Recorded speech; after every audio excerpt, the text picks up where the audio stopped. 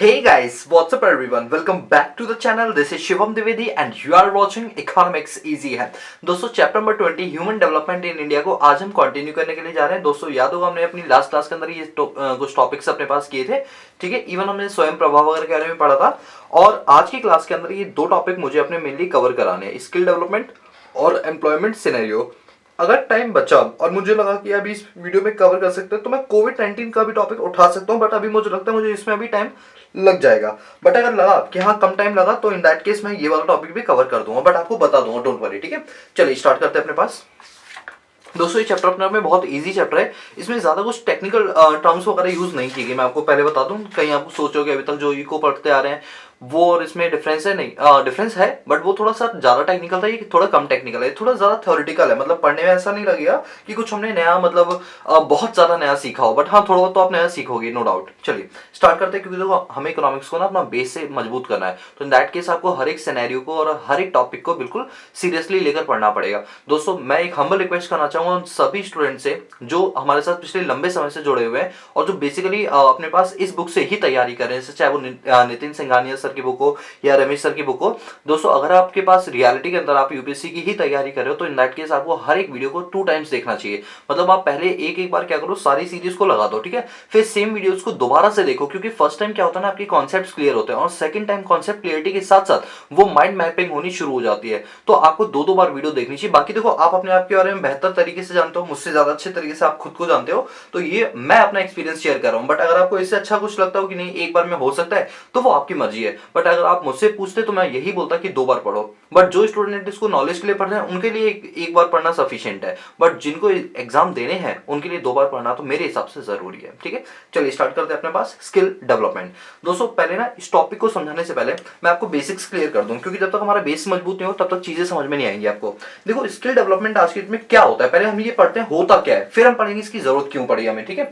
देखो skill development basically ये होता है कि आपने देखा हो कि जब हम क्लास 12 से पास आउट होके ग्रेजुएशन लेवल पे जाते हैं, इसके बाद अगर हम जॉब के लिए जाते हैं हमें जॉब नहीं मिलती, और अगर मिलती भी है तो 10 12 15 18 हजार की ही जॉब मिलती है। दोस्तों कभी सोचा इतने कम रुपए क्यों मिलता है? आप कहोगे सर ये तो बहुत ज्यादा है। मैं कहूंगा दोस्तों कम है। अभी आप अपने आप को सिंगल तरीके से सोच रहे हो ना, लेकिन अगर घर परिवार चलाना नहीं चला सकते इतने में, क्यों नहीं इतने ज्यादा रुपए मिलते हैं? उसके पीछे का सबसे बड़ा रीजन ये है क्योंकि हमारे पास स्किल्स नहीं होती है। मतलब हमें नॉलेज है, हमने क्लास 12 तक पढ़ी या ग्रेजुएशन तक जो भी पढ़ा, बट हमारे पास टेक्निकल स्किल्स नहीं है। जैसे मैं आपको अपना एक्सपीरियंस शेयर करता हूँ।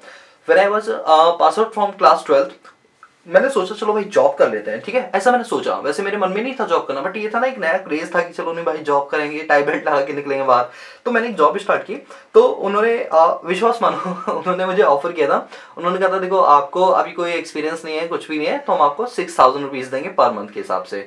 और मैंने पूछा टाइमिंग क्या होगी? बोले सुबह 9 बजे से लेकर 6 बजे तक आपको आना है और आपको हफ्ते के 7 दिन आने, सिर्फ 2 संडे आपको छोड़कर बाकी सारे दो संडे आने पड़ेंगे, 2 संडे छुट्टी होगी। मतलब महीने में 30 दिन होते हैं, तो 30 में से 28 दिन आना है, 2 दिन ही आना, और सैलरी है 6000 रुपए।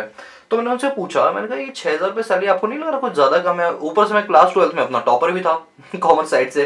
तो उन्होंने कहा नहीं नहीं सर हम आपको ज्यादा दे रहे हैं। तो मैंने पूछा भाई ज्यादा दे रहे हो मतलब मेरी क्या वैल्यू, मतलब इतनी गिरी हुई है? तो बोले नहीं वैल्यू नहीं गिरी हुई, बट आपको कोई टेक्निकल नॉलेज नहीं है। अब देखो मजाक के मूड में नहीं हूँ, मैं सच बता रहा हूँ, बिल्कुल हकीकत बात बता रहा हूँ जो मेरे साथ हुई। उन्होंने कहा सर आपको टेक्निकल नॉलेज नहीं है। मैंने कहा टेक्निकल नॉलेज से क्या मतलब है?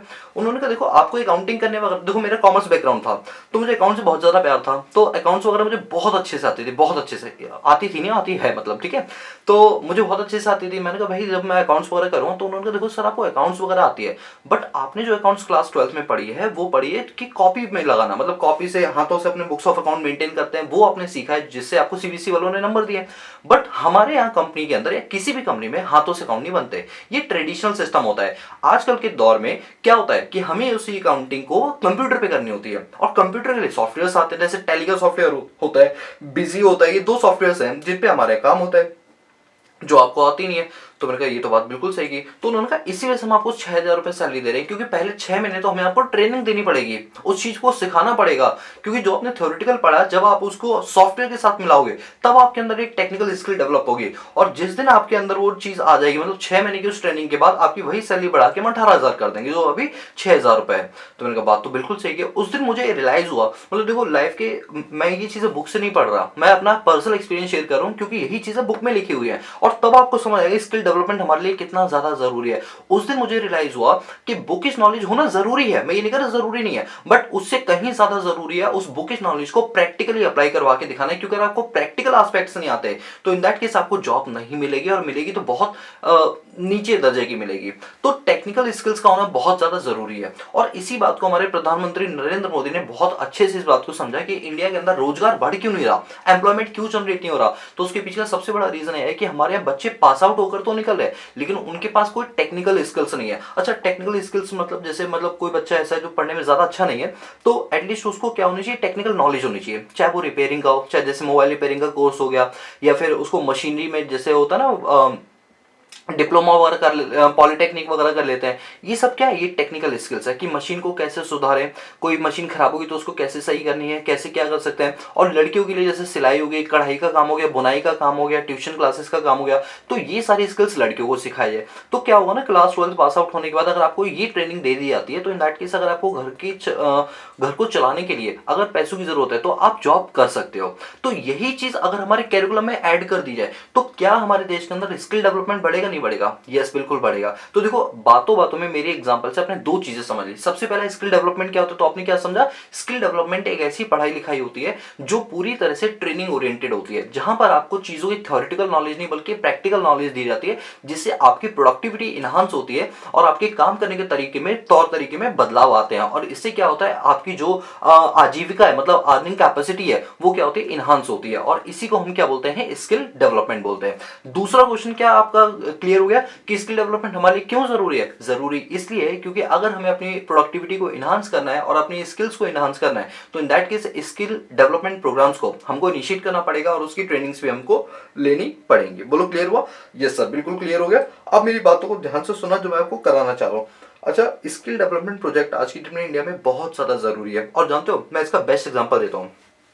यहाँ पर मैं लिख देता हूँ क्योंकि मैं बुक्स के ऊपर लिखना बहुत पसंद करता हूँ, क्योंकि जब भी आप कोई चीज पढ़ोगे ना तो तुरंत ऊपर वो एग्जांपल याद आएगा। जैसे एग्जांपल याद आएगा टॉपिक पूरा क्लियर हो जाएगा। इसलिए मैं भी आपसे रिकमेंड करता हूँ कि अगर आपके पास ये बुक है तो ऊपर ये चीजें लिख लेना, पहले सुन लो उसके बाद लिखना, ठीक है। देखो, अभी क्या हुआ था 2021 के अंदर, ठीक है, 2021 के अंदर दिल्ली के अंदर, ठीक है, दिल्ली के अंदर मतलब जो आम आदमी पार्टी है, AAP। दोस्तों प्लीज जज मत करना कि आम आदमी पार्टी की पढ़ाई कर रहा हूँ, जो चीज सही है बस वही बता रहा हूँ, ठीक है। तो आम आदमी पार्टी ने क्या किया, दिल्ली के जो स्कूल्स हैं, जो गवर्नमेंट स्कूल्स हैं, उनके कैरिकुलम में एक नया चीज जोड़ी जिसका नाम है देशभक्ति बजट, ठीक है। एक उन्होंने ये लेकर आए और एक वो लेकर आए अपने पास बिजनेस स्किल। अच्छा, मैं आपको पहले दोनों के बारे में बताता हूं क्योंकि दोनों चीजें आपको पता होनी चाहिए। देखो, देशभक्ति बजट के अंदर क्या बोला गया, उनका ये कहना है कि आजकल जो बच्चे पैदा हो रहे हैं, ठीक है, उनको यही नहीं पता कि जो जिस आजादी में, जिस आजाद भारत में वो घूम रहे हैं, वो आजाद भारत के लिए कितने लोगों ने अपनी जानें कुर्बान की है। लाइक शहीद भगत सिंह की बात करते हैं तो देशभक्ति में शहीद भगत सिंह की ज्यादा बात बोली गई है कि शहीद भगत सिंह ने किस तरह से 21 साल की एज में उन्होंने फांसी उनको चढ़ा दी गई थी और किस तरह से वो भारत को आजाद कराने में उन्होंने इतनी कम एज के अंदर उनको इतनी समझ थी कि देश को आजाद कराना हमारे लिए कितना जरूरी है, और उन्होंने अपनी जान की बाजी खेलकर देश की आजादी में एक कॉन्ट्रीब्यूशन दिया। किस तरह से सुखदेव ने, मतलब ये 3 लोग थे जिनको फांसी दी गई थी। तो यहां पर क्या है ना कि अगर ये चीजें बच्चों को पढ़ाई नहीं जाएगी तो बच्चों को पता ही नहीं चलेगा कि उनकी हिस्ट्री के कौन कौन से हीरोज हैं जिनकी वजह से आज वो आजाद भारत में घूम रहे हैं। तो इन दैट केस आप क्या होगा, स्कूल के कैरिकुलम में एक बुक जोड़ जाएगी देशभक्ति करके, और उसके अंदर जितने भी हमारे फ्रीडम फाइटर्स हैं उनकी कहानी पढ़ाई जाएगी, जिससे कि जो हमारे न्यू जनरेशन है उनको पता चले कि पुराने तौर तरीकों में कितनी मुश्किलों से आजादी जीती है। देखो दोस्तों, आप लोग जिस सदी में पैदा हुए ना, उस सदी में आपको पता है कि देश में आजादी के पीछे हमने कितनी भाग दौड़ की है, आपको पता है। लेकिन आज जो बच्चा पैदा हो रहा है 2021 में, उसको कोई आइडिया नहीं है और उसे कोई फर्क भी नहीं पड़ता, क्योंकि 2021 और 1947 में बहुत जमीन आसमान का अंतर है। हम लोग तो समझ गए लेकिन वो लोग नहीं समझे। तो उनके अंदर ये भक्ति भावना, देश के लिए पैट्रियोटिक फीलिंग लेकर आने के लिए ये बात जोड़ी गई। तो देखो, इससे कोई स्किल डेवलपमेंट नहीं हुई, बट पता है क्या होता है, जब बच्चे को ये रियलाइज हो जाता है कि हमारे फ्रीडम फाइटर्स ने इतना सब कुछ किया, तो अब हम देश के लिए क्या कर सकते हैं, तो हम अपने देश के लिए कई अच्छी अच्छी रिसर्चेस कर सकते हैं। हम अपने एजुकेशन सिस्टम को इतना इंप्रूव कर सकते हैं कि कल को हम जैसे बच्चे आगे देश में बढ़कर अपना नाम और अपने देश का नाम दोनों का फैला सकते हैं। अभी जैसे आपको पता ही होगा कि कल की डेट में, कल की डेट का मतलब है 13 नवंबर की बात कर रहा हूँ, 13 नवंबर 2021 में, कल की डेट के अंदर एक अच्छी सी न्यूज आई कि मिस यूनिवर्स जो है वो हमारी भारत से बनी है। 21 साल बाद जाके हमें मिस यूनिवर्स का खिताब मिला, मतलब हमारी इंडिया की मिस यूनिवर्स है जो वहां पर बन गई है। अब ये सब क्या चीज है, देखो इंडिया का नेम फेम कितना ज्यादा फेमस हो रहा है, तो स्किल डेवलपमेंट भी करना हमारे लिए उतना ही ज्यादा जरूरी, जिसमें बच्चे का भी नाम फेमस होगा और उससे हमारे देश का भी नाम क्या होगा, फेमस होगा। दूसरा चला गया बिजनेस स्किल। इसके अंदर क्या पता है, छोटे छोटे बच्चों को क्लास 8th से लेकर क्लास 12 तक के बच्चों को बुलाए, अगर तुम्हारे दिमाग में कोई बिजनेस आइडिया है जिसको तुम करना चाहते हो आफ्टर 12th और तुम्हारे पास पैसे नहीं है, तो गवर्नमेंट आपको पैसा देगी उस काम को करने के लिए। बस आपके पास एक अच्छा आइडिया होना चाहिए और आपको मेहनत और लगन से काम करना है, हम आपको बिजनेस चलाने के लिए पैसा देंगे। कौन सी सरकार है ऐसी जो ये काम करवाती है, बताओ। ये क्या है, स्किल डेवलपमेंट है। अब बच्चों को पढ़ाने से ज्यादा बेहतर क्या है कि उनके अंदर स्किल्स डेवलप करो, स्किल आ जाएगी ना तो हर चीज हो जाएगी। तो इसीलिए ये टॉपिक हमारे लिए बहुत ज्यादा इंपॉर्टेंट टॉपिक हो जाता है, स्किल डेवलपमेंट। दोस्तों अभी I am really sorry but 11 minute मैंने आपके लिए ले लिए सिर्फ इस टॉपिक का बेस बनाने के लिए। अब देखो इतना टाइम तो लेना पड़ेगा, वरना टॉपिक क्लियर नहीं होगा तो जो मैं पढ़ाऊंगा वो फिर आप पता है क्या करोगे, आप क्रैम करना शुरू करोगे। और मैं क्रैमिंग बिल्कुल नहीं चाहता, मेरी क्लास में कोई बच्चा इकोनॉमिक्स को क्रैमिंग मतलब रटे बिल्कुल भी, ठीक है। तो आपको स्किल डेवलपमेंट समझ आएगा। देखो दो चीजें क्लियर हो जानी चाहिए, स्किल डेवलपमेंट क्या होता है और इसकी जरूरत क्यों पड़ेगी। अगर ये दोनों चीजें क्लियर होगी तो समझो टॉपिक आपका खत्म, ठीक है। अब थोड़ा सा इसके बारे में पढ़ लेते हैं। सर क्या मैं बुक से एक एक लाइन पढ़ने की जरूरत है? दोस्तों जितना मैं पढ़ा रहा हूँ उतना पढ़ लोगे तो सफिशिएंट है। बाकी अगर आपके पास बहुत ज्यादा टाइम है तो आप एक एक लाइन भी पढ़ सकते हो, ठीक है। ये देखो राइटर टू राइटर अपना ओपिनियन होता है कि वो कितना ज्यादा उस चीज को लिख सकता है, समझ रहे हो बात को। चलो बात करते हैं इंटरनेशनल लेबर ऑर्गेनाइजेशन के बारे में, आइए लोग, ठीक है। तो इन्होंने क्या बोला, इन्होंने कहा जैसे कि मार्केट में सिचुएशन है तो यंग पर्सन जो है वो हाईली इन्फ्लुएंस्ड होते हैं initiate experience including how quickly and how well they are able to access labour market and the skill and competence acquire from the education and training. देखो पता है ये लाइन क्या बोला, ये लाइन बोला कि जितने भी यंग पर्सन है, यानी ये जो यंग ब्लड है या यंग बच्चे हैं, ये क्या चाहते हैं कि उन्हें जल्दी से एक अच्छी जॉब मिल जाए मार्केट के अंदर, ताकि वो लेबर फोर्स के अंदर अपना कंट्रीब्यूशन दे सके। लेकिन जब वो जॉब के लिए आते हैं, देखो अब क्या लिखा है, general education improve knowledge of the people. अगर हम जनरल एजुकेशन की बात करें तो ये सिर्फ आपकी नॉलेज को इनहांस करने का काम करता है। लेकिन दूसरी तरफ जो स्किल ट्रेनिंग है, देखो क्या क्या लिखा हुआ है, दूसरी तरफ जो स्किल ट्रेनिंग ये इनहांस करती है आपकी एम्प्लॉयबिलिटी, कि आपको कैसी जॉब मिलेगी, ये डिसाइड करती है कि फ्यूचर के अंदर कैसी रिक्वायरमेंट मार्केट के अंदर आने, क्या आप उस चीज को टैकल कर पाओगे या नहीं कर पाओगे। तो इस बात को लेकर गवर्नमेंट ने अभी एक्स्ट्रा इनिशिएट किया है ताकि लोगों को स्किल किया जा सके। स्किल का मतलब है उनके अंदर की जो काम करने की क्षमता है उसको क्या किया जा सके, इनहांस किया जा सके। इस इनिशिएट को आगे बढ़ाते हुए गवर्नमेंट ने ये डिसाइड किया है कि आने वाले समय के अंदर हम स्किल डेवलपमेंट पे फोकस करेंगे, क्योंकि स्किल डेवलपमेंट हमारे लिए एक बहुत ही इंपॉर्टेंट मुद्दा हो गया। अगर बच्चा स्किल डेवलप नहीं हुआ तो उसको आगे जाके जॉब नहीं मिलेगी। आपने ऐसे कई इंजीनियर्स देखे जो यूट्यूबर्स बन गए, क्यों? क्योंकि उनको लगता था कि उनके अंदर एक आर्ट है। एक आर्ट क्या है, अपनी चीजों को बताने की, उनके अंदर एक आर्ट है कि वो क्या कर सकते हैं, एक अच्छी एक्टिंग कर सकते हैं। बट क्योंकि उन्हें इंजीनियरिंग में डाल दिया तो उनका एक्सपीरियंस और उनकी जो हॉबीज हैं वो वहां मीट आउट नहीं करवा पाए, लेकिन बाद में उनको इंजीनियरिंग छोड़कर इस फील्ड में उतरना पड़ा। तो यहाँ गवर्नमेंट का कहना है कि जिस बंदे का जिस फील्ड में इंटरेस्ट है उसको वही काम करवाना चाहिए, जिससे कि हमारे लेबर का जो लेबर पे जो खर्चा हो रहा है, अच्छा लेबर हम लोग हैं जो काम करना चाहते हैं, जो खर्चा है वो सही मायने में हो। अच्छा एक बात बताओ, मैं आपसे एक बात बताता हूँ दोस्तों, मैं आपसे अपनी चीजें शेयर करूं, जज तो नहीं करोगे ना बिल्कुल भी। मैं अपनी एक बात शेयर करता हूं आपसे, देखो ठीक है। बहुत साल पहले मतलब जब मैंने क्लास 12 पास आउट की थी तो मैंने क्या किया था, मैंने सोचा कि मैं जो है अकाउंटिंग फील्ड के अंदर जाऊंगा, ठीक है। अकाउंटिंग फील्ड के लिए फिर मैंने क्या किया, सीए ट्राई किया, ठीक है। सीए ट्राई किया, सक्सेसफुली सब सारे काम हो गए। और इसके बन जाने के बाद फिर क्या हुआ कि मैंने अपनी खुद की फर्म खोलने की सोची, इवन मैंने अपनी फर्म भी खोली, ठीक है। और वो अभी भी ऐसी बात नहीं है।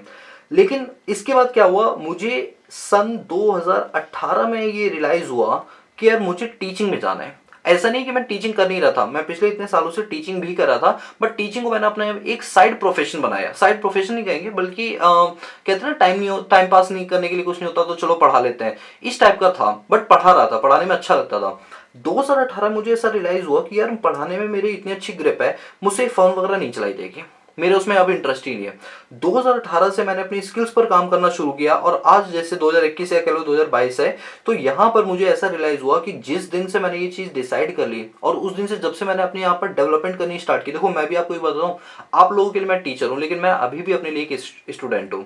क्योंकि एक इंसान जब पैदा होता है ना तो वो लर्निंग मरते दम तक सीखता रहता है। आज भी मैं ये नहीं कहूँगा मुझे इकोनॉमिक्स 100% आती है, मुझे भी कई चीज़ें जो नहीं आती, बट मैं क्या करता हूँ, आप जैसे बच्चे कई सारे कमेंट करते हैं, मैं उसको जब पढ़ता हूँ मुझे नई नई चीज़ें पता चलती है। कहीं कोई यूट्यूब पे कोई वीडियो ऐसी मिल गई तो उससे मुझे कोई नई चीज़ जानने को मिल गई, तो मुझे खुद ब खुद बहुत सारी नई चीज़ जानने को मिली है। और यही रीज़न है कि 2018 से लेकर 2022 तक मुझे रियलाइज़ हो गया कि मुझे एक अच्छा टीचर बन के दिखाना है, क्योंकि मुझसे ये वाले काम नहीं हो पाएंगे क्योंकि मेरा उसमें इंटरेस्ट ही नहीं है। तो जब मुझे ये बात पता चली तब तक बहुत लेट हो गया था, मतलब काश ये बातें मुझे बहुत पहले पता चल रही होती तो आज की डेट में जो मेरा लेवल है वो काफ़ी ज़्यादा ऊंचा होता है। बट कोई बात नहीं, देर है पर दुरुस्त है। बट ये है कि अगर ये चीज़ें मुझे स्कूल टाइम से बताई जाती कि हाँ जो तुम्हारा इंटरेस्ट है अगर तुम उस काम को आगे बढ़ाओगे तो उसमें तुम्हारा ज़्यादा फायदा है, तो शायद आज कहानी कुछ और होती। लेकिन कोई बात नहीं, आज मैंने कहा ना देर है पर दुरुस्त है, मेरा जो पैशन है मैं उसी को फॉलो कर रहा हूँ, वो है मेरा टीचिंग।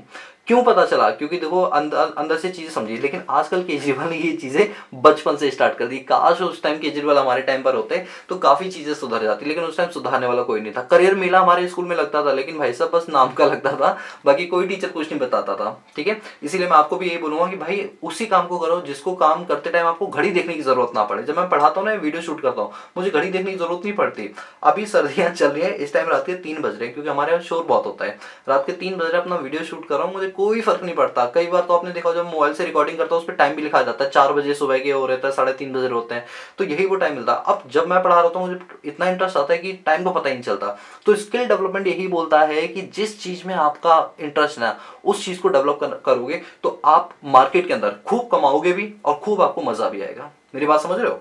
तो बस यही चीज़ है, मैंने थोड़ा अपना एग्जांपल, नो डाउट आज थोड़ा सा ना मैंने अपने बारे में कुछ ज़्यादा ही आपको बता दिया, बट कोई बात नहीं, आप तो मेरे अपनी फैमिली के मेंबर हो, इकोनॉमिक्स सीसी के फैमिली मेंबर हो, तो इतना तो बनता है, आपको इतना बताना जरूरी भी है। ठीक है, चलो, तो आपको स्किल डेवलपमेंट समझ आ गया, ये हमारे लिए क्यों जरूरी है, आई थिंक ये भी समझ में आ गया होगा। ठीक है, अब देखिए, अब यहां से एक बात शुरू होती है, क्या लिखा हुआ है, under the skill India mission. Skill India mission के अंदर क्या हुआ, एक अच्छा ये मिशन है, देखो मेन मिशन का नाम क्या है, स्किल इंडिया मिशन। इसको ना मैं हाईलाइट कर रहा हूं, under the skill India mission the Pradhan Mantri Kaushal Vikas Yojana 2016 से 20 aimed to enable large number of prospective youth to take a short term training STT.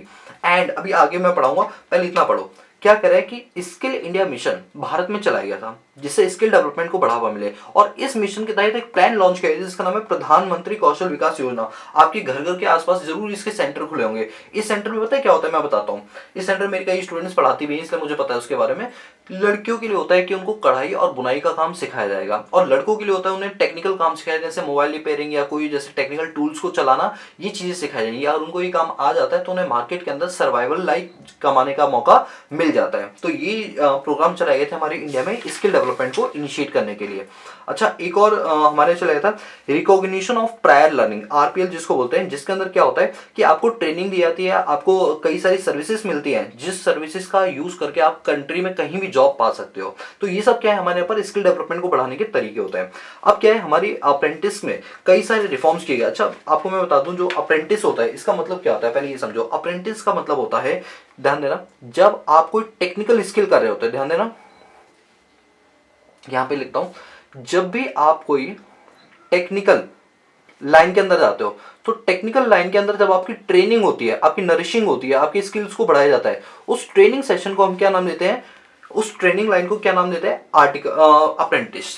ठीक है, जैसे मुझे याद है, जैसे मैंने जब सीए स्टार्ट की थी तो मुझे ये कहा गया था, जब आपका पहला लेवल होता है एंट्रेंस एग्जाम्स को सीपीटी बोलते हैं, कॉमन प्रोफिशिएंसी टेस्ट, फिर अगला होता है इंटर। तो इंटर के दोनों ग्रुप कर लेने के बाद आपको क्या करना पड़ता है, जिसको पहले आईपीसीसी भी बोलते थे, तो क्या था, उसके बाद आपको एक ट्रेनिंग करनी पड़ती थी। सी के पास 3 साल काम करना पड़ता था, उसके बाद ही आप सीए फाइनल ईयर के एग्जाम दे सकते हो। मैंने भी वो 3 साल की ट्रेनिंग की थी, बट वो मेरी ट्रेनिंग को पता है क्या बोलते थे, आर्टिकलशिप। क्या बोलते थे, आर्टिकलशिप, क्योंकि हमें कोई टेक्निकल चीजें नहीं सिखाते थे, मतलब था वो टेक्निकल ही, बट वो वैसा टेक्निकल नहीं था कि हमें कोई टेक्निकल मशीनरी के टूल्स वगैरह सिखाए जा रहे हो। तो हमें जो टेक्निकल चीज सिखाई जाती है उसको हम आर्टिकलशिप बोलते थे। लेकिन यही जो डिप्लोमा जैसे पॉलिटेक्निक कर रहा होगा या इंजीनियरिंग कर रहा होगा तो उनको क्या बोलते हैं, अप्रेंटिस, अप्रेंटिसशिप। क्या बोलते हैं, अप्रेंटिसशिप। तो समझ जाना कि अप्रेंटिसशिप में क्या होता है, कुछ टेक्निकल लाइन सिखाई जाती हैं, समझ पा रहे हो, इंजीनियरिंग जैसी चीजें सिखाई जाती है। तो अभी क्या हुआ था, भारत सरकार के द्वारा अप्रेंटिस में जो रूल्स एंड रेगुलेशन है उनके अंदर एक मेजर रिफॉर्म्स किए गए थे। अच्छा, ये रिफॉर्म क्यों किए गए थे? क्योंकि लास्ट रिफॉर्म जो है वो 1992 के अंदर किए थे और अभी 2021 चल रही है, तो बीच में कई सारे साल गुजर गए थे। तो बीच में रिफॉर्म्स लाना यानी चेंजेस लाना बहुत ज्यादा हमारे लिए जरूरी हो गया था। तो देखो क्या क्या रिफॉर्म्स लेकर आए थे। देखो सबसे पहली चीज तो है कि इसमें जो अपर लिमिट है अप्रेंटिस की वो इंक्रीज कर दी गई थी 10 से 15%। कितनी? 10 से 15%। ठीक है। इसके बाद क्या था, साइज लिमिट जो स्टैब्लिशमेंट की थी वो मैंडेटरी हो गई थी, जो कि पहले के मुकाबले 40 से 30 कर दी गई थी। कि पहले अगर आपके पास 40 ट्रेनी है तो उसको घटा के 30 ट्रेनी कर दिया था। पेमेंट की बात करें तो पहले साल ट्रेनिंग को फिक्स्ड इंटरेस्ट दिया जाएगा और इसके बाद क्या होगा, उसके बाद उसकी जो ये देखो ये पहले साल है उसका फिक्स है।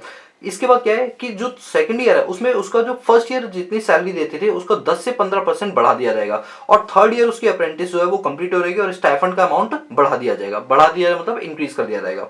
इसके बाद है ड्यूरेशन ऑफ अप्रेंटिस ट्रेनिंग, जो पहले हमारे पास 1 साल की भी होती थी, हमने उस ड्यूरेशन को 6 साल से 3 साल तक कर 6 महीने से लेकर 3 साल तक कर दिया था। ये डिपेंड करता है सिचुएशन के ऊपर कि जैसी आपकी सिचुएशन जैसी आपकी स्ट्रेंथ है उस हिसाब से ट्रेनिंग का पीरियड थोड़ा ज्यादा रखा जाएगा। और मिनिमम अमाउंट स्टाइफंड का कितना कर दिया था, 5,000 रुपए पर मंथ कर दिया था कि कोई भी एंटरप्राइज आपको 5,000 रुपए पर मंथ से नीचे नहीं दे सकती थी। मेरी बात समझ रहे हो। और यहाँ पर ये लिखा था कि जो स्कूल पास आउट बच्चे हैं उनके लिए ये अच्छा, जो पहले 5,000 था वो बढ़ा के 9,000 कर दिया गया। जो पहले कितना था 5,000 वो बढ़ के कितना हो गया था 9,000। तो इसे अप्रेंटिस करने में भी आपको जब पैसा मिलने लगे तो अपना घर खर्च थोड़ा बहुत भी आप इसे चला सकते हो। ये देखो ट्रेनिंग का पैसा, ये नहीं कह रहा जॉब मिलेगी, ये तो ट्रेनिंग का है। ट्रेनिंग में तो अगर बंदा पैसा दे रहे बड़ी बात है, क्योंकि आप ट्रेनिंग में उनसे काम सीख रहे हो। आप उनको ज्यादा कोई काम करके दे नहीं रहे, उनसे काम सीख रहे हो। तो सीखते टाइम भी अगर आपको पैसे मिल रहे हैं तो ये बहुत ही अच्छी बात होती है। इसलिए अमाउंट आपको थोड़े कम लग रहे होंगे। ये मिनिमम अमाउंट है, अगर कोई ज्यादा देना चाहे तो डेफिनेटली वो ज्यादा दे सकता है। क्लियर हुआ? चलिए तो बताओ स्किल डेवलपमेंट पूरा क्लियर हुआ दोस्तों। मैंने बहुत ज्यादा कोशिश की है आपको एक ही कॉन्सेप्ट समझाने की। आई होप कि मेरी बातें आपको बिल्कुल समझ आ रही होंगी। ठीक है, चलिए ये था आपका स्किल डेवलपमेंट। दूसरा आता है आप अपने पास एम्प्लॉयमेंट सिनेरियो को लेकर कि हमारे यहाँ पर जो एम्प्लॉयमेंट है, अब आप जानते हो हमारे यहाँ एम्प्लॉयमेंट जो है, अनएम्प्लॉयमेंट की अगर मैं बात करूं, देखो अनएम्प्लॉयमेंट की डेफिनेशन क्या होती है। अनएम्प्लॉयमेंट की डेफिनेशन होती है जहां पर एक व्यक्ति काम करना चाहता है, काम करने लायक है, लेकिन उसे मार्केट प्राइस पर काम नहीं मिल रहा है, उसको बोलते हैं अनएम्प्लॉयमेंट। जैसे मैं एक एग्जांपल देता हूं। लेट सपोज कि मैंने अपने पास ग्रेजुएशन की, अब ग्रेजुएशन करने के बाद मेरी एक्सपेक्टेशन है कि मार्केट में एटलीस्ट ज्यादा नहीं तो 10,000 रुपए पर मंथ के हिसाब से तो मुझे जॉब मिल ही जाएगी। लेकिन जब मैं जॉब करने के लिए आता हूँ अपनी लाइन के अंदर तो मुझे जॉब ही नहीं मिलती है, क्योंकि हर बंदा मुझे 6,000 रुपए ऑफर कर रहा है, जबकि मेरी मार्केट प्राइस कितनी है 10,000 रुपए। तो ध्यान देना, मैं क्या हूं, एक व्यक्ति हूं जो काम करना चाहता हूं, काम करने लायक हूं, मतलब मैं काम भी कर सकता हूं, लेकिन मार्केट प्राइस जो मेरा 10,000 रुपए मुझे उस पर काम नहीं मिला है। इसका मतलब जब तक मैं काम नहीं करूंगा उस दौरान जो भी चीजें होंगी मेरे साथ उसको क्या नाम देंगे, अनएम्प्लॉयमेंट का नाम देंगे। यानी unemployment is a situation where a person is able to do work and willing to do work but he will not get compensation as per the market price. This situation or this condition is called be a unemployment. ठीक है, अब बात करते हैं भारत में employment का क्या scenario है। देखो सबसे पहली बात है कि जो गवर्नमेंट है हमारी, जो गवर्नमेंट ऑफ इंडिया है, ये हमेशा ही चाहती है कि एम्प्लॉयमेंट जो है वो ज्यादा से ज्यादा जनरेट हो, क्योंकि जितना ज्यादा एम्प्लॉयमेंट जनरेट होगा लोग उससे ज्यादा इंप्रूव होंगे। और कई सारे स्टेप्स जो है यहाँ पर गवर्नमेंट के द्वारा एम्प्लॉयमेंट जनरेशन के लिए हमारी कंट्री के अंदर उठाए गए, जिससे प्राइवेट सेक्टर को भी कई सारे इंकरेजमेंट मिला है। दोस्तों आपको बताऊं आपकी नॉलेज के लिए कि इनकम टैक्स में तो इवन ये तक बोल दिया गया हमारे जैसे 80C से लेकर 80U तक की कई सारी डिडक्शन, जैसे 80IAB, 80IA, 80IIA, ये सारी कुछ डिडक्शन है जो बोला है कि अगर कोई एक नई एंटरप्राइज ओपन होती है और वो अपने यहाँ पर एम्प्लॉयमेंट को बढ़ावा देती है, कई सारे लोगों की हायरिंग करती है, तो इन दैट केस उसके पहले 5 साल का जो इनकम टैक्स है वो हम माफ कर देंगे। उसके बाद 5 से 10 साल तक उसकी इनकम टैक्स के अंदर थोड़ी सी कटौती कर देंगे, तो वो इंकरेज होगी एंटरप्राइज और वो नए नए लोगों को हायर करेगी, जिससे एम्प्लॉयमेंट लेवल बढ़ेगा। और जो बंदा हायरिंग कर रहा है एम्प्लॉयमेंट दे रहा है उसको भी एक बेनिफिट मिलेगा डायरेक्ट टैक्स के अंदर। तो इस तरह से गवर्नमेंट क्या करती है, इनिशिएट करती है दोनों तरफ से, जिससे एम्प्लॉयमेंट ज्यादा से ज्यादा इंक्रीज हो पाए। और आपको एक बात बता दूं, अगर आपने कोई ऐसी कंपनी खोली इसमें ज्यादा से ज्यादा लोगों को एम्प्लॉयमेंट मिल रहा है तो कल को आपके ऊपर केसेस होने की चांस भी थोड़े से कम होते हैं। गवर्नमेंट आपको इंकरेज करना चाहती है, डिस्करेज कभी नहीं करना चाहती, याद रखना हमेशा। ठीक है, अब क्या हुआ, हमारे पास कई सारी ऐसी स्कीम्स है जो गवर्नमेंट ने खर्च कर करके बनाई है जिससे एम्प्लॉयमेंट बढ़े। जैसे आपने नाम सुना होगा prime minister employment generation programme. ठीक है, इसी तरह से MNREGA, Mahatma Gandhi national rural employment guarantee scheme, जिसके अंदर गांव के अंदर रहने वाले लोगों को 100 दिन का रोजगार दिया जाएगा। इसी तरह से एक और है हमारे पास पंडित दीनदयाल उपाध्याय ग्रामीण कौशल्य योजना। इसी तरह दीनदयाल दीनदयाल अंत्योदय योजना, नेशनल अर्बन लाइवलीहुड मिशन, ये किसके लिए? बेसिकली जो अर्बन यानी शहरों में रहते हैं उनके लिए। तो ये सारी कुछ स्कीम्स चलाई गई थी जिसके तहत क्या हुआ था, यहाँ पर एम्प्लॉयमेंट देने की यहाँ पर बात की गई थी। ठीक है, अब ध्यान देना, अब हमारे पास गवर्नमेंट ने तो कई सारी चीजें बना दी, लेकिन क्या गवर्नमेंट कभी ये बताई कि हमने जो स्कीम बनाई वो सही है गलत है? वो तो हमेशा ये बोलेगी सही है। तो इसके लिए क्या है, एक PLFS यानी पीरियोडिक लेबर फोर्स सर्वे, मेरी बात को ध्यान से सुनो मैंने क्या बोला, पीरियोडिक लेबर फोर्स सर्वे यानी PLFS। ये सर्वे क्या करता है, ये सर्वे कंडक्ट कराता है कि हमारे देश के अंदर कितने लोग रोजगार ले बैठे हैं और कितने लोगों के पास रोजगार नहीं है। अब देखो यहाँ पर ये कुछ डेटा दे रखा है आपको दोस्तों, ये डेटा याद नहीं करना है क्योंकि डेटा 2011-12 कुछ इस तरीके से दे रखा है। ये आपका स्टैटिक पोर्शन है, आपको स्टैटिक पोर्शन जितना याद करना होगा मैं आपको बताऊंगा। ठीक है, आप कोशिश करें कि जिस ईयर आप एग्जाम दे रहे हो उस ईयर का जो डेटा हो और उससे 1-2 साल पहले का वो डेटा आप याद कर ले। बाकी आपको इतने सारे डेटा याद करने की जरूरत है। यहाँ तो बस राइटर ये बताना चाह रहे हैं कि पहले हमारे पर अनएम्प्लॉयमेंट की सिचुएशन थोड़ी कम थी, जो अब धीरे धीरे क्या होती है, पॉपुलेशन बढ़ने के अकॉर्डिंग यहाँ पर बढ़ती आ रही है। सेल्फ एम्प्लॉयड लोग जो पहले कम थे, अब हमारे पास सेल्फ एम्प्लॉयमेंट लोग यहाँ पर बढ़ते हुए नजर आ रहे हैं। ठीक है, तो ये स्टैटिक पोर्शन है, इस वजह से मैं इस वाले पॉइंट को स्किप कर रहा हूँ। ये नीचे तो राइटर ने अपना वो दिया हुआ है कि उसने ये डेटा गवर्नमेंट सर्वे कहाँ कहाँ से निकाला हुआ है, ये आपका मेन नहीं है। ठीक है, इसका ये भी आपको वही स्टैटिक पोर्शन है मेनली। ठीक है, यहाँ पे अब हम आते हैं, that is formulation of jobs, कि जैसे जॉब्स होती हैं उसको किस तरह से गवर्नमेंट क्या करती है, फॉर्मुलेट करती है। तो गवर्नमेंट ने देखो क्या किया हुआ है, गवर्नमेंट ने साफ साफ बोला है कि जैसे वो जानते हैं कि आजकल डिजिटलाइजेशन का जमाना है, जिस तरह से गवर्नमेंट GST को इंट्रोड्यूस किया, हर चीज को डिजिटल पेमेंट के अंदर कर दिया है। तो यहाँ पे डायरेक्ट जो बेनिफिट होते हैं, जो सब्सिडीज होती है, स्कॉलरशिप होती है, चाहे वो सैलरी के रूप में हो, वो सब कहाँ जाती है, बैंक अकाउंट में जाती है। दोस्तों अगर आप लोग गवर्नमेंट स्कूल में पढ़ते हैं तो आपको पता होगा, आपके जो ड्रेस के पैसे होते हैं या आपकी बुक्स के पैसे होते हैं वो हाथों में नहीं जाते, अब आपके सीधा बैंक में आते हैं। और आपने देखा होगा एक अकाउंट भी खुला हुआ था, जन धन योजना अकाउंट, जिसके तहत आपको सारे के सारे सिक्योरिटी बेनिफिट या सोशल सिक्योरिटी बेनिफिट सारे यहाँ पर दिए जाएंगे। तो इस तरह से क्या हुआ कि जिन लोगों के पास रोजगार नहीं भी उनके खाते में पैसे जाते थे, जिससे वो रोजगार के लिए इनिशिएट होते रहे। तो इस तरह से वो फॉर्मल एम्प्लॉयमेंट को बढ़ाने की यहाँ पर बात कर रहे थे। अगर हम यहाँ पर देखें कि जो हमारा एनुअल सर्वे ऑफ इंडस्ट्रीज की रिपोर्ट है वो ये बताती है कि हमारे पास जो ऑर्गेनाइज सेक्टर है, जो 2014 से 15 के बीच में थे और 17-18 का हम डेटा ले तो पहले के मुकाबले हमारा इंक्रीज हुआ है। ऑर्गेनाइज सेक्टर वो सेक्टर होते हैं जो अपने यहाँ पर अपने एम्प्लॉयज का PF, ग्रेचुटी, पेंशन वगैरह जैसी चीजें यहाँ पर देते हैं। और आप समझ गए कि इनफॉर्मल सेक्टर वो होते हैं जहां पर ग्रेचुटी, पेंशन जैसी चीजें यहाँ पर नहीं दी जाती हैं। ठीक है, तो यही चीज लिखे देखो, ऑर्गेनाइज सेक्टर वो सेक्टर होते हैं जहाँ पर सोशल बेनिफिट्स वगैरह जो है वो दिए जाते हैं। तो ये पहले के मुकाबले क्या हुआ है, इंक्रीज हुआ है। जिसमें सोशल बेनिफिट में क्या क्या आते हैं आपके, जैसे यहाँ पर लिखा भी हुआ है कि जैसे एम्प्लॉयज का प्रोविडेंट फंड हो गया, एम्प्लॉयज स्टेट इंश्योरेंस स्कीम हो गया, नेशनल पेंशन स्कीम हो गया, आपका ये सारी स्कीम है जिसके तहत कई सारे फॉर्मल सेक्टर्स इन स्कीम को अपने एम्प्लॉयज को बेनिफिट प्रोवाइड करवाते हैं। जितने ज्यादा फॉर्मल सेक्टर खुलेंगे उतने ही ज्यादा जो लोग वहां पर काम करें उनको इस स्कीम का क्या मिलेगा, बेनिफिट पहुंचेगा। और दूसरी तरफ गवर्नमेंट ने सिर्फ फॉर्मली नहीं बल्कि इनफॉर्मल सेक्टर्स को भी क्या किया है, इंक्रीज किया। अभी दोस्तों कुछ टाइम पहले आपने नाम सुना होगा कि इनफॉर्मल सेक्टर करने वाले लोगों को इंश्योरेंस करवाया जाएगा नॉमिनल प्राइस पे, जिसमें कवरेज कितने की मिलेगी, 5 लाख। ये मैंने हिंदू न्यूज़पेपर के अंदर कवर किया था। ठीक है दोस्तों, कई सारे लोग मुझसे पूछे हिंदू न्यूज़पेपर को लेकर, तो डोंट वरी, बहुत ही जल्दी हम स्टार्ट करने वाले हैं। ठीक है, तो एग्रीकल्चर से अब ये सारी चीज आपको पढ़ने की जरूरत नहीं, जितना मैंने बताया ना उतना आप कर लोगे तो काफी है, क्योंकि स्टैटिक पोर्शन है ना, थोड़ा डेटा पुराना पुराना दे रखा है, तो आपको इतना करने की कोई जरूरत नहीं। ये भी सारा स्टैटिक पोर्शन है, इधर भी आपको सारा का सारा क्या मिलेगा, आपको स्टैटिक पोर्शन यहाँ पर देखने के लिए मिलेगा। ठीक है, चलो तो आपको भी क्या करना है कि जितना अभी मैंने आपको कराया है, ठीक है, अब एक काम करते हैं, ये वाला जो टॉपिक है ना, जेंडर डायमेंशन ऑफ एम्प्लॉयमेंट, ये मैं नेक्स्ट क्लास में करूंगा।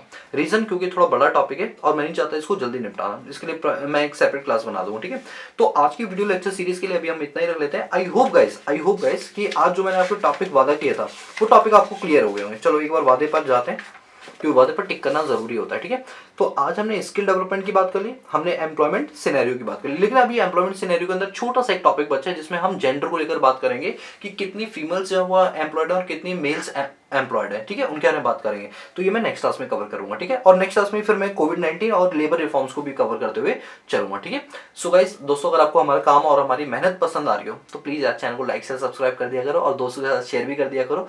कई सारे मेरे बहुत अच्छे स्टूडेंट्स हैं जो अपना स्टेटस भी लगा लेते हैं, जिसमें से सिमरन राजपूत तो नंबर 1 पे हमेशा रहती हैं, वो हमेशा स्टेटस लगाते हैं। मुझे बहुत अच्छा लगता है कि इससे हमारी थोड़ी सी रीच बढ़ जाती है, हमें भी लगता है हमारे फैमिली के मेंबर्स यहाँ पर बढ़ते हुए नजर आ रहे हैं। ठीक है, तो मुझे काम करने में और ज्यादा मजा आता है। ठीक है, बाकी नहीं भी मेंबर बढ़ाओगे तो भी कोई दिक्कत नहीं भाई, मेरी वीडियोस आती रहेंगी, डोंट वरी। ठीक है, नहीं भी शेयर करोगे मैं तब भी वीडियोस बनाऊंगा। ठीक है, so guys that's all about this video lecture series. बाकी मिलते हैं नेक्स्ट क्लास में, तब तक के लिए पीस आउट।